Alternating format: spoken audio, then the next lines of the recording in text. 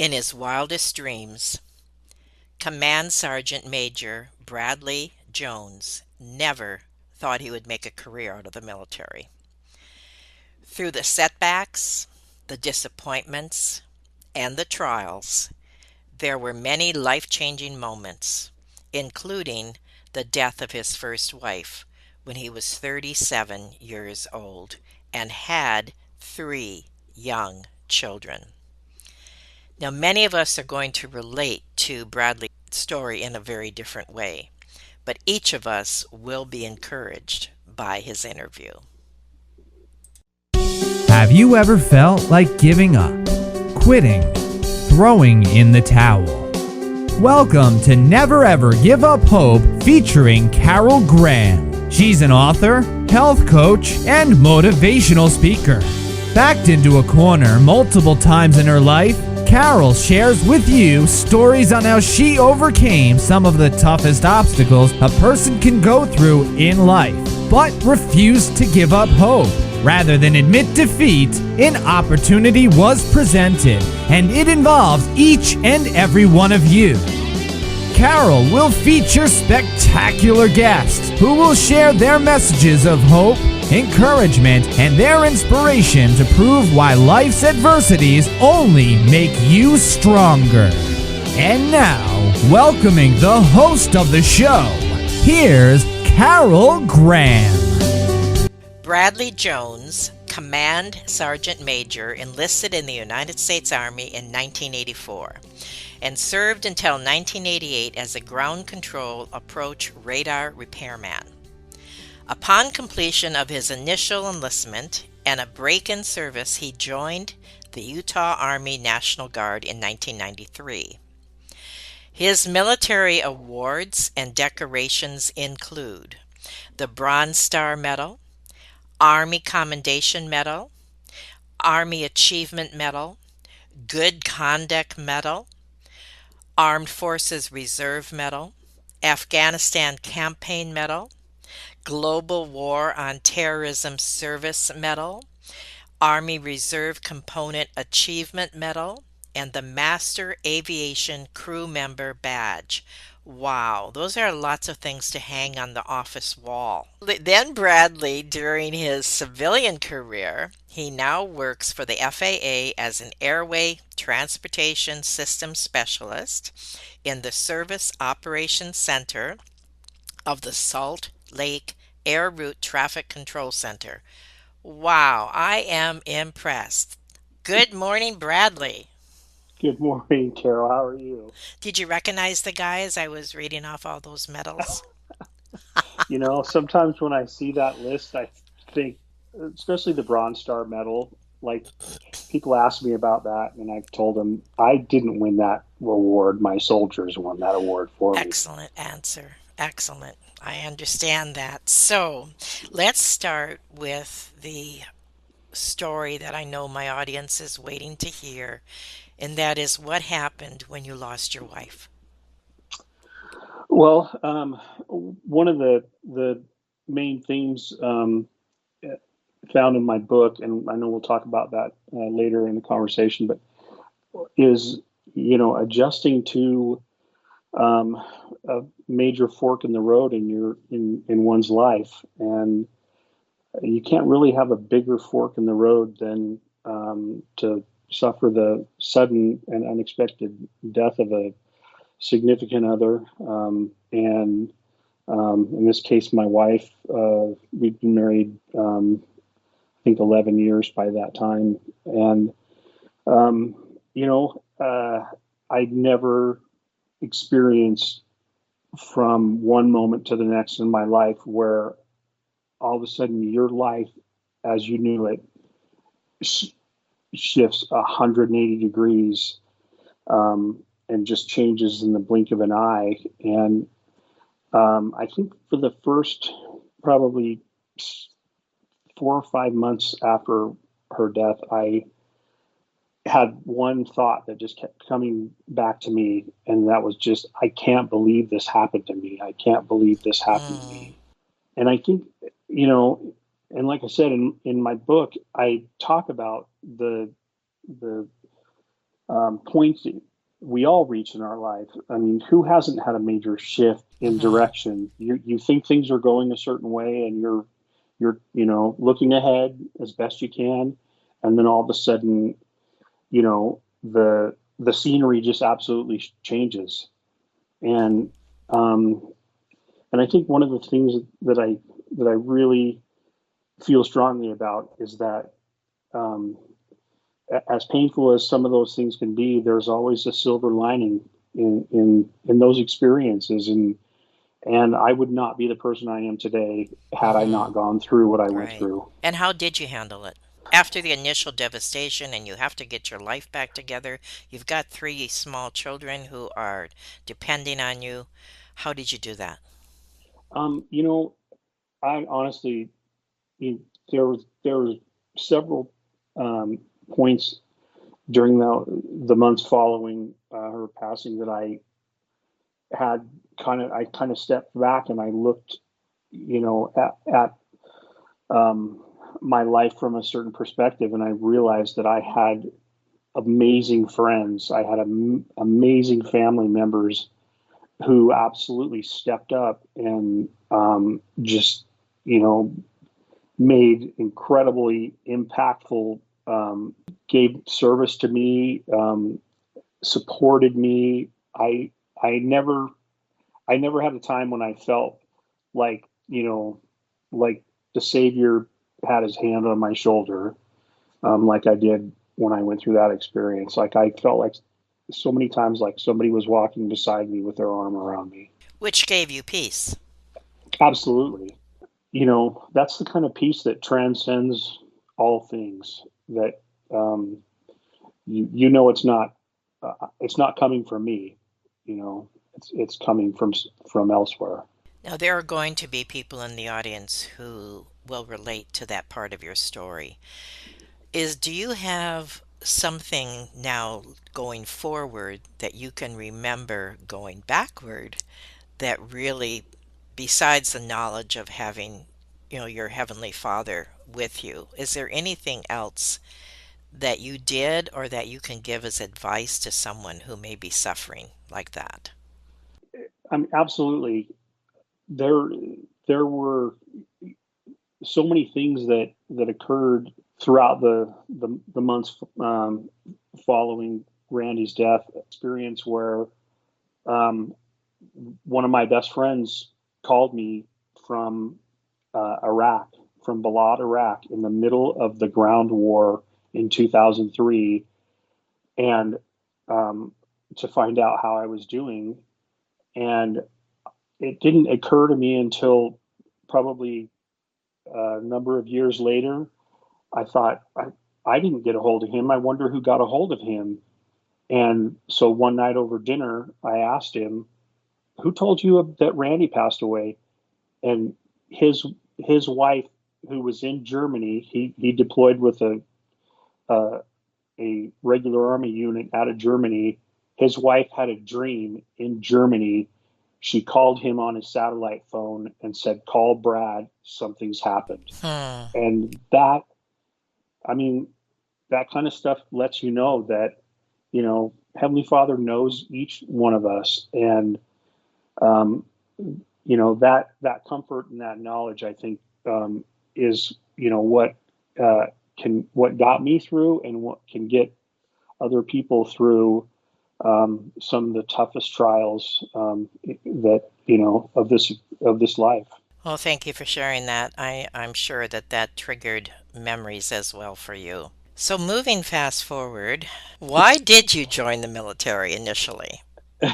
Well, um, I my best friend joined, um, Paul, uh, and he had already joined. And one day he said, "Hey, I have to stop by the recruiting office to drop off some paperwork or something." And so I just happened to be with him, and so I went in with him. And of course, recruiters being recruiters, they were like, "Hey, what are your plans?" And I honestly didn't really have any plans, so they just said, "Well, why don't you just take a practice ASFAB, which everybody that joins the military has to take the official ASFAB, the aptitude test." And And so I took the practice ASVAB, and they said, you scored really well on it. You could pretty much do whatever you want in the military. And so I went and took the official ASVAB, and then we sat down, and they said, here's some positions and some things to do. And one of the things that I remember vividly as a kid was my parents taking us to the airport to watch planes land at Portland International Airport, which sits right beside the Columbia River. And so all of a sudden they popped up with working on radar, and it just absolutely clicked. And I just said, if you get me that job, I'll join. And the rest is, as they say, is history.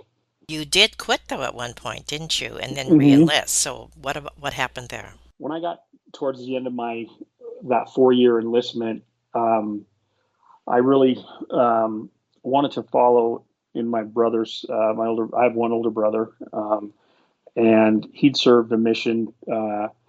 Had been a missionary for 2 years, and I honestly just felt like I saw the change in him. I saw how much it helped him to grow as a person. Spiritually, it helped him grow in so many other ways. And I thought, if I don't do this now, I'll never do it. I was still young, and I had some money saved up from my enlistment, from 4 years, and I honestly just thought I need to. If I'm going to do it, I have to do it now, because I was 22 at the time, and so I had a break in service. I got out and put in the paperwork to go be a missionary, and got called to go to Argentina, of all places, and went down to Argentina and had an absolutely amazing experience down there that has been with me ever since. That's quite the switch, isn't it? In Absolutely. And it's interesting because going, to be a missionary and kind of the regimented lifestyle, well, that was second nature to me. After being in the Army for 4 years, that it was such a natural transition for me that it wasn't a huge adjustment for me at all, and so my 4 years paid huge dividends for my personal self-discipline and motivation as a missionary. To get up, you're on your own. You can be as lazy as you want, basically. But I got, it was like, let's go to work. Let's give service to these great people of Argentina. So the military was definitely gave me a leg up on being a missionary. Now, when you were part of the Apache helicopter battalion, that was at the same time that September 11th happened. Is that correct? Yes. And how did that, if at all, affect you? We were on a deployment. We took a task force of I think 12 Apaches to Kuwait, and we helped with Operation Southern Watch, which was the no-fly zone over Iraq following the Gulf War. And so we were in an operational mode that was very high op tempo over there. And then September 11th happened. I was on a flight line. It was late afternoon in Kuwait, and we were working on an Apache, and we saw the base security racing around in their vehicles, and they took up positions at the guard shacks, at the corners and along the perimeter with their weapons drawn. And we kind of watched and thought, what, are they doing an exercise? Or so I told my guys, hey, keep working on this. I'm going to go find out what's going on. So I went into the Raytheon trailer, and there were probably 6 people in that office, and they were all just sitting with blank stares on their face. And I walked in, and I immediately sensed something was wrong. What's going on? And they told me what happened, and I sat in there and basically heard the reports of the second plane hitting, and went and grabbed my guys and said, "Hey, something's up. Let's, come."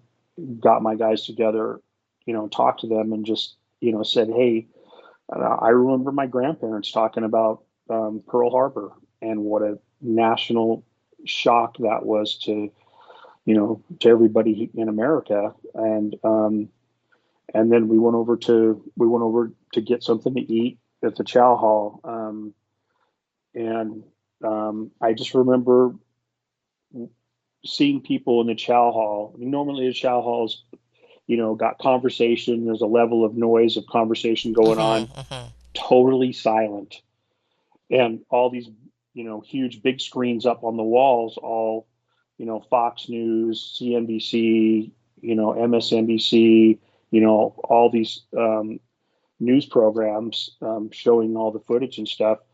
And I remember making eye contact with a number of people, a number of other soldiers in the chow hall, and the only way I can describe it was there was a look of resolve on everybody's face. Really? No, normally I would think you would say a look of fear. So why do you think resolve? Because this goes to now the different things that you have experienced in your life that is related to fear in the military. So why would you say resolve? I'm just curious. Resolve because, as a soldier, you're trained to perform a specific function as a part of a greater mission. One of the things that I talked about, with my soldiers, because there is obviously an element of fear in going, on a combat deployment or being in combat. And, when I spoke with my soldiers, and I told them, hey, fear is a normal part, or can be a normal part of what we do. But what I want you to focus on is I want you to focus on just doing your job. Don't try to win the war in your mind. There's people higher up that are on that, that are doing that right now. You focus on doing your job, and I promise you that as you do that, you'll have this inner strength to get through, whatever's ahead. And so, we train to do, as an Apache mechanic, you train to fix the Apache. And, as a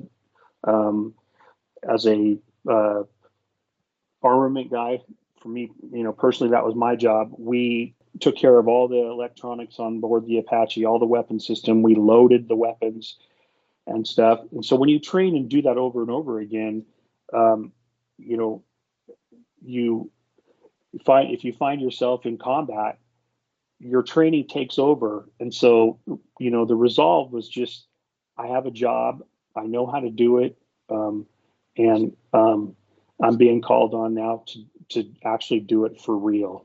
I really like that what you said, and I think you could apply that to virtually any area of your life, including teaching children, and that is, don't try to win the war in your mind. Just do your job. That is excellent. Excellent. We're going to take a quick 15-second break, and when we come back, we're going to talk about your book. We're going to talk about what makes a leader and what you can share with people to encourage them in that area. We'll be right back. Carol Graham would like to show you the path from misery to miraculous triumph in her fast-paced memoir, Battered Hope. She relates her determination to succeed as someone who experienced one horrendous nightmare after another. Gang raped and left for dead, loss of a child, husband falsely imprisoned, and cancer. Nothing could break her tenacity or faith. No matter what you face, heartache, loss, suffering, or injustice, Carol will illustrate how she became a victor the same way you can. The secret is to never, ever give up hope. Order your copy at Amazon or batteredhope.blogspot.com. Bradley Jones is with me today, and he is sharing his experiences in the military, in life, and also how that his experiences can help us to become better leaders, to see ourselves as a leader. And I really liked the name of your book, which is Treading the Deep. And I thought about that, just that name, without knowing anything about you or the book for some time. And I think we can really relate. I love it. It's so catchy. I think we can really relate with it because there are multiple times in our lives when we do just that. We're treading the deep, even though this may not have anything to do with what you're going to share, but I look Mhm. forward to that. So let's start with, first of all, how did your experiences shape you as a leader? When I sat down and really, uh, I was asked to write a command philosophy, which is typical for sergeant majors Hmm. and battalion and brigade commanders, um, to have their command philosophy out there. And a lot of times, the command philosophy is kind of bullet, can be bullet statements and things like that. And the last commander I served with was a guy named Lieutenant Colonel Matt Bedell, and he had a really inspiring um, command philosophy. And in essence, his command philosophy was, we're made up of I think it was five specific things. We're emotional, we're physical, we're mental, and we're spiritual. Actually, four, but he addressed each one of those things, and especially as soldiers, Hmm. obviously we have to maintain ourselves physically, um, and mentally and emotionally. Um, you want to create balance, but he also talked about the spiritual aspect, and he would get up in front of soldiers and say, I don't care if you worship a tree, you know you need to dedicate time. That is an actual aspect of each one of us that needs attention. And so, he talked about the balance of those things, and when one gets kind of out of whack, and you might have to spend time addressing that specific one to kind of get it up and balanced with the others and stuff. Um, so he went at it from that angle, and you know, I really liked that concept that these four things make up each one of us, and they each need attention.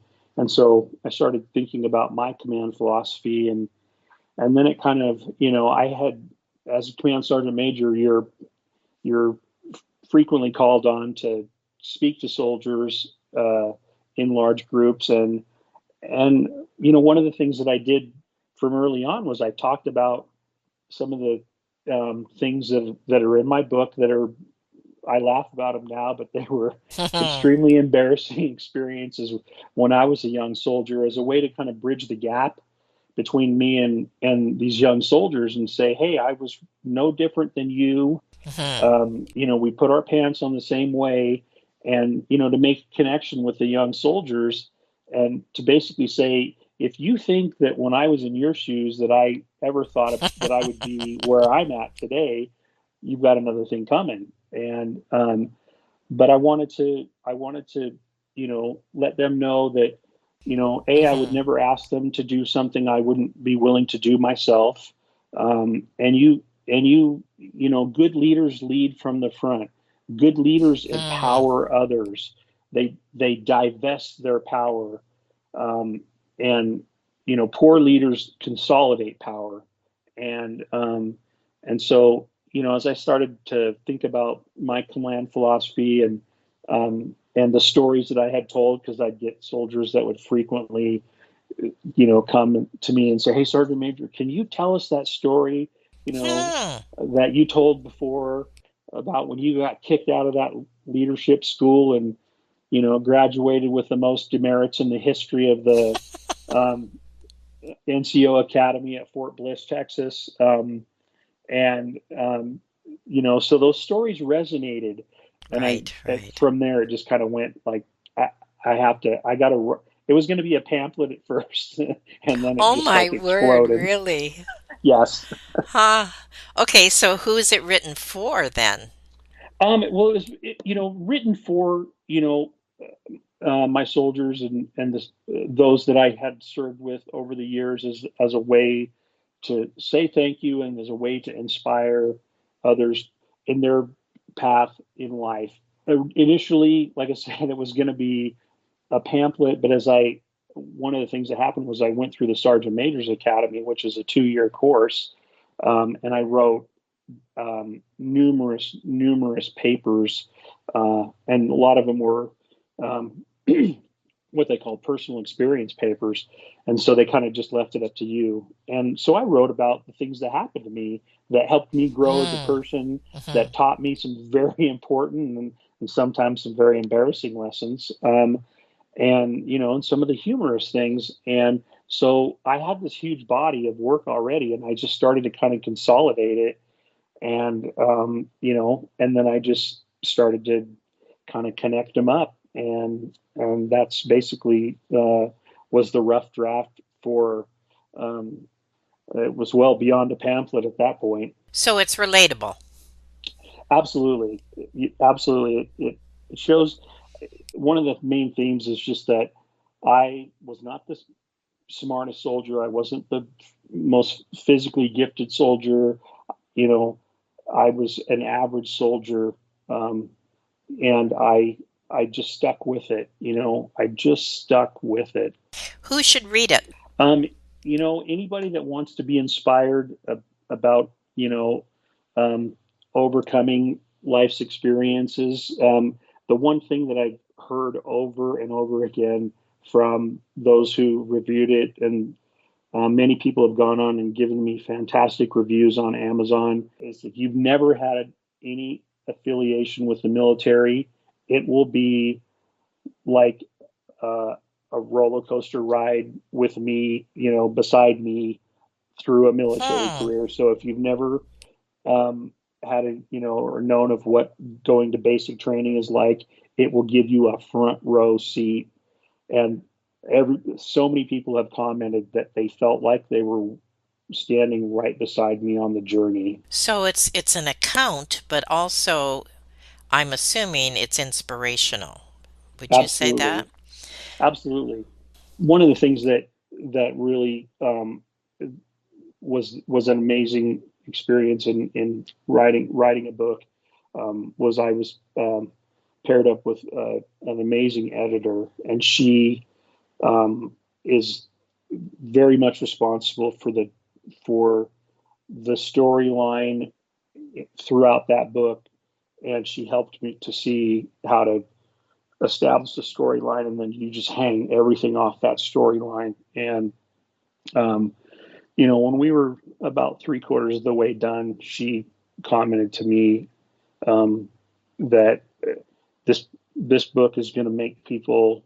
It will make you laugh. It will make you cry. It will make you cheer. Um, and it's about triumphing uh, the the triumphs that we can experience despite the trials. I like that. It'll make you laugh, it'll make you cry, it'll make you cheer, and help you to triumph despite the trials. Absolutely. That's excellent. Now, in closing, is there anything that you want to summarize, encourage, add, subtract, whatever you'd Well, like to share? it was interesting to work with an editor, and because at one point I thought I want my soldiers to kind of know what I was like when I was growing up, and so I wrote a number of chapters about my childhood. Kind of what I was into, and I was a big skateboarder in the '70s, and um, anyways, and my editor was like, "Nope." We're starting from this when you drive down to enlist, and so all that stuff kind of got swept aside. I think having it kind of start there, and people not knowing, kind of the backstory. Interesting to connect with people that have seen what I'm interested in. I on my social media accounts, I only do positive, uplifting things. Okay. My posts are positive. I try to make, there's enough negativity out there. No I kidding. want to add to the positive. And that's why we need people like you, and that's why we need books that you write.